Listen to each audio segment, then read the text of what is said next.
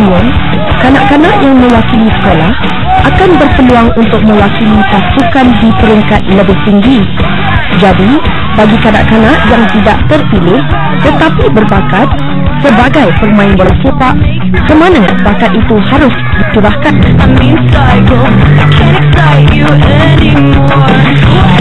Bola sepak merupakan sukan yang cukup terkenal dan digemari semua generasi di serata dunia, termasuklah negara Malaysia. Penglibatan ibu bapa dalam menceburi kegiatan sukan bersama anak-anak adalah resepi utama dalam mencipta keunggulan sukan kita. Kini kanak-kanak yang meminati dan berbakat menjadi pemain bola sepak mempunyai banyak peluang untuk menampilkan kebolehan mereka. Di Subang Jaya, kanak-kanak sawal 6 tahun lagi sudah didedahkan dengan bola sepak. Tak perlu wakil sekolah mereka boleh menjalani latihan intensif yang dikelolakan oleh jurulatih berpengalaman. Penubuhan Subang Jaya Community Youth Football League atau SJCYFL sudah cukup untuk menarik minat ibu bapa untuk menghantar anak masing-masing berlatih. SJCYFL ditubuhkan pada Februari 2001. Wang bukan keutamaan, tetapi melahirkan pemain berbakat untuk negara misi utama. Terperkara lagi, keunikan komuniti bola sepak ini adalah kanak-kanak yang berminat perlu ditemani seorang sukarelawan, tak kira sama ada ibu bapa mahupun saudara mara atau adik-beradik untuk membantu menjayakan liga ini. Apa jadi volunteers, menjadi sukarelawan dalam mengelolakan liga ini. Tak ada siapa yang dibayar gaji, tak ada siapa yang diupah, semuanya dibuat secara sukarelawan oleh ibu bapa lah. Sukarelawan yang mengiringi kanak-kanak ini secara automatik berjawatan dalam komuniti yang dibentuk ini. Antara jawatannya, ketua division, jurulatih pasukan, pengurus makanan dan pengurus perlawanan. Dalam tempoh 3 bulan ini, seramai 260 pemain mendaftarkan diri. Mereka berusia antara 6 hingga 14 tahun.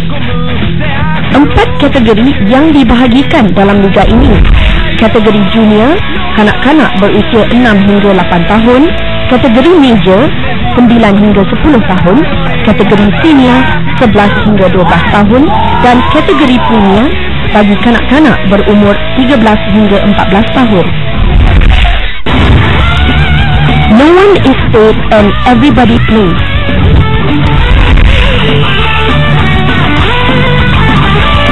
Moto ciptaan Subang Jaya Community Youth Football League membuktikan peluang untuk bermain di kalangan pelatih terbuka luas. Setiap kanak-kanak yang berlatih akan diberi peluang secukupnya untuk beraksi.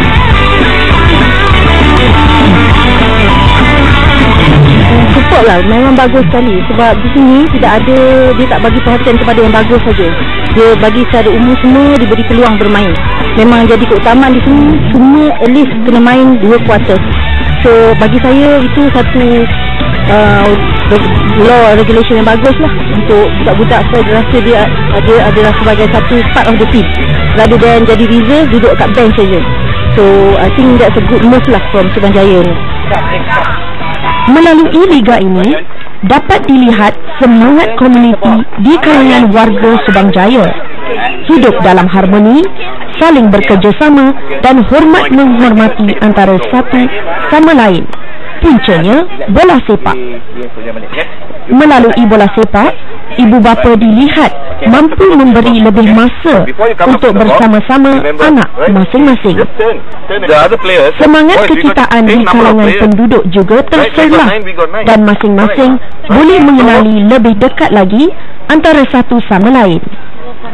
Saya rasa ini satu inisiatif yang bagus lah, because bukan saja dapat membantu confident anak-anak, teamwork, tapi juga macam bagi merapatkan lagi ikatan kekeluargaan tu lah. And most importantly, kalau you dapat tengok dekat sini, semua bangsa ada, Melayu, Cina, India. So that's the best part lah. Fikiran saya ialah sangat baik lah, kerana ia memberikan keluarga, sekeluarga kan, bermain dan how to say, be together lah, untuk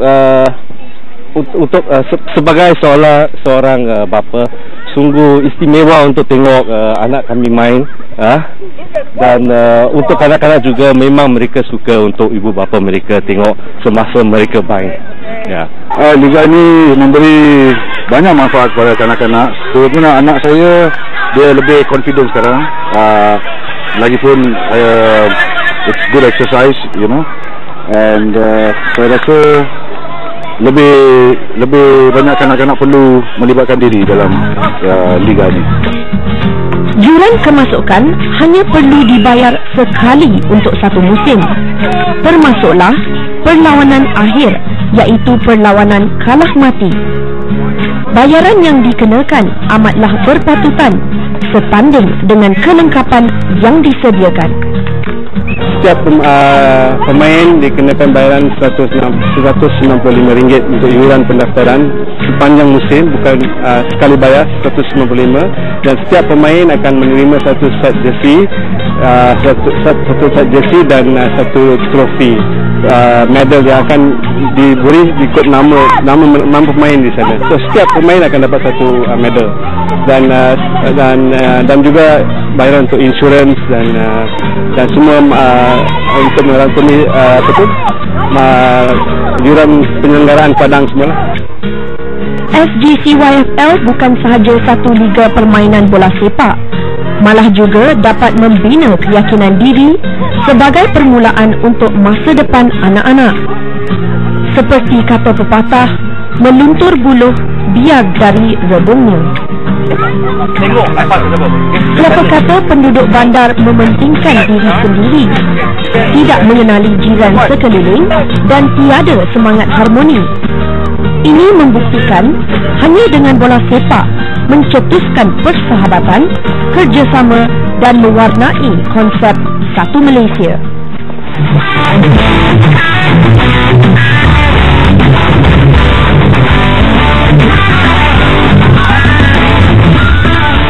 SGCYFL bakal melahirkan pemain bola sepak berpotensi untuk kegemilangan sukan nombor 1 dunia. Lebih penting, aktiviti ini mengeratkan hubungan, pencetus semangat kekitaan. SGCYFL telah menambah eratkan lagi hubungan persaudaraan kami.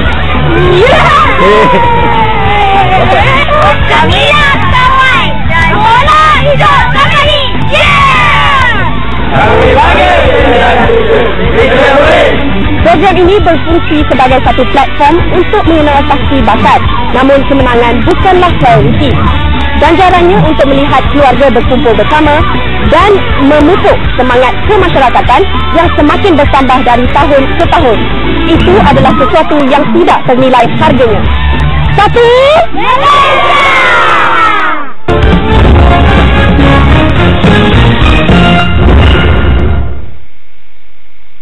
Selamat siang kepada seluruh penumpang CI Thomas dengan tujuan Pulang Laut untuk Batam Center dengan kapasiti 143 dengan jarak tempuh 23 nautical mile, 1 jam 35 menit.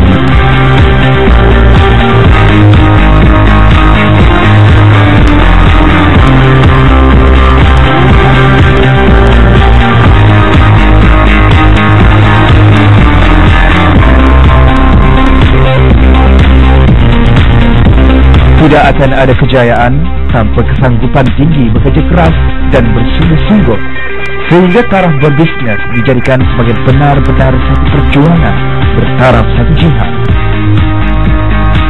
Di atas kertas, mungkin kata-kata ringkas dan padat itu mudah dicoret.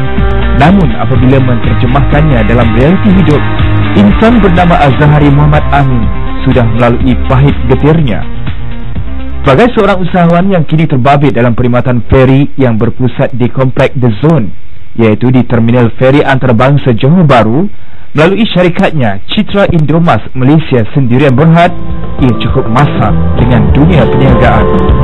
Bermula hanya sebagai ejen pada syarikat perkhidmatan feri di Pulau Batam, Indonesia, akhirnya citra Indomas Malaysia Sendirian Berhad telah mula bertapak pada tahun 1997 serta mengembangkan sayap menjadi satu-satunya syarikat perkhidmatan feri milik Bumi Putra yang menjalankan perkhidmatan feri ulang-alik dari terminal feri antarabangsa Johor Bahru di Setulang Johor ke Pulau Batam serta ke Tanjung Pinang, Indonesia.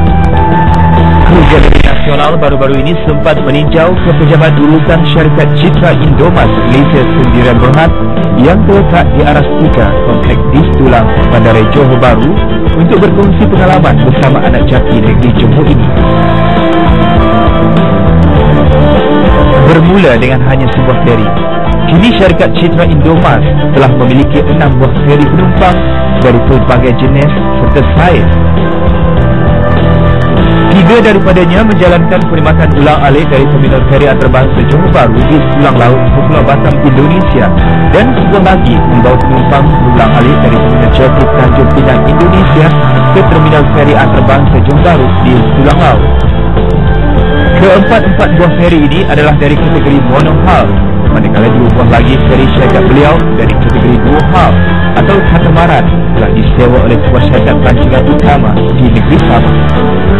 Pada permulaannya, syarikat Citra Indomas adalah merupakan ejen kepada pengusaha feri di Indonesia lebih kurang 5 tahun, dan Alhamdulillah dengan berkat kesabaran Cik Muhammad Farid, kita punya Managing Director, dengan kecekalan beliau telah menubuhkan satu lagi syarikatnya sendiri, iaitu Citra Lines and Berhad. Pada ketika ini syarikat telah menjalankan dari segi pelayaran ke Batam sebanyak 6 kali satu hari, dan ke Tanjung Pinang sebanyak 3 kali satu hari.